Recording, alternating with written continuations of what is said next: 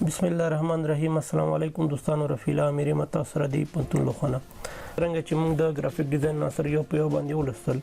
نن به تاسو ته د ګرافیک ډیزاین چې کوم قوانین یا پرنسپلز دي دا شروع کوم. په حقیقت کې د ګرافیک ډیزاین عناصرو څخه په ډیزاین کې هر چیرې ترې ګټه اخیستل کیږي یا استفاده کوو. کچر د پامدغه عناصرو باندې د ډیزاین قوانین عملی نکړو نو زموږ ډیزاین صحیح یا پروفیشنل نه راځي. نو نن به تاسو ته د دې ویډیو نه پس دوستانو د ګرافیک ډیزاین چې کوم قوانین دي دغه درس شروع کوم چې د ګرافیک ډیزاین قوانین عبارت له کنټراست، هایرارکی، الاینمنت، بیلنس، پروکسیمیټي، ریپیټیشن، سمپلیسیټي او فنکشن څخه عبارت دي. د نه پس راځو موږ په انګلیسي کې یو کوټ یا ضرب المثل لرو چې بد ډیزاین شاوټ اٹ یو او ګډ ډیزاین از د سایلنت سیلر. د نه پس تاسو ته یو څو مثالونه راغلي دوستانو چې د ښه ډیزاین او خراب ډیزاین فرقونه تاسو ته ښیم چې په ښه ډیزاین کې د ګرافیک ډیزاین د قوانینو څخه استفاده کړي او په بد ډیزاین یا خراب ډیزاین کې د ګرافیک ډیزاین د قوانینو څخه استفاده نه ده کړې. وګورئ چې څه فرق کوي په ډیزاین کې څومره اغیزه لري. دغه مثال کې چې تاسو وګورئ تاسو ته د ډیزاین راغلی دوستانو چې خي طرف ته چې د بد ډیزاین دی او چپ طرف ته ښه ډیزاین دی. خو په بد ډیزاین کې وګورئ اول د کلر کمبینیشن دلته مناسب نه دی چې دی کلر کمبینیشن نه استفاده کړي. بل دا دی چې دا توجه ځان ته نه جلبوي. لیکن په بد ښه ډیزاین کې چې تاسو وګورئ د چپ طرف ته کلر کمبینیشن نه دی استفاده کړي. ډیزاین چې دی دا توجه ځان ته راجلبوي. د نه پس دغه ډیزاین تاسو ته مې راغلی دوستانو چې دا بد ډیزاین کې راځي.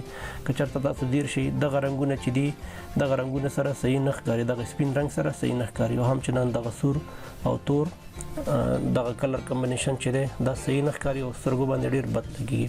او هم چنان دغه کتاب چې دی که تاسو د کتاب ته ځیر شئ د دې فنډ نه چې دی استفاده کړی مثال او د دې فنډ نه چې دی استفاده کړی او د دې لیکل نه او د دې رنګ نه چې دی استفاده کړی دغه په سترګو باندې ډېر بد تاثیر یا کنټراست نه لري.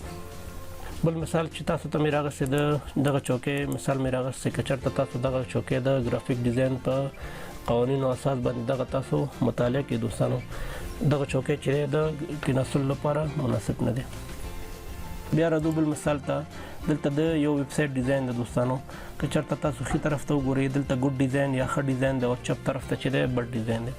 د دغه ډیزاین چې دی کوم کلر کمبینیشن دی مثال د دې شیپونو یا عکسونو نه چې دی استفاده کړی لکه په مناسب ځای کې ترې استفاده نه دی شوی نو په همدغه اساس په سترګو باندې دغه بد ښکاري.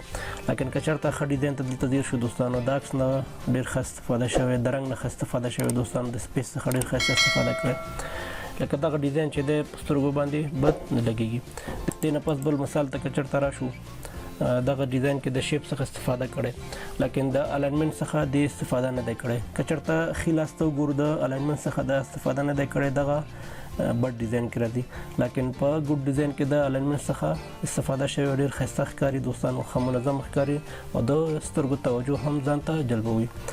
بل مثال چې دی د اخبار یا مجلې مثال دی چې د پاراګراف څخه د استفاده کړی او په پاراګراف کې د شیپ یا د عکسونو څخه استفاده شوی. لیکن دغه څه چې دی دغه بد ډیزاین چې دی د سپیس څخه ترې دومره خاص استفاده نه ده شوې نو په همدغه اثر ډېر بد ښکاري. خو لیکن په ګډ ډیزاین یا ښه ډیزاین کې چې ښي لاس ته دی دې خوا ته وګورو د سپیس څخه استفاده شوې نو تقریبا ځان ته د سترګو توجه راجلبوي. دوستانو دا و د ګرافیک ډیزاین چې کوم قوانینو انټروډکشن یا معرفي تاسو ته مې وړاندې کړل.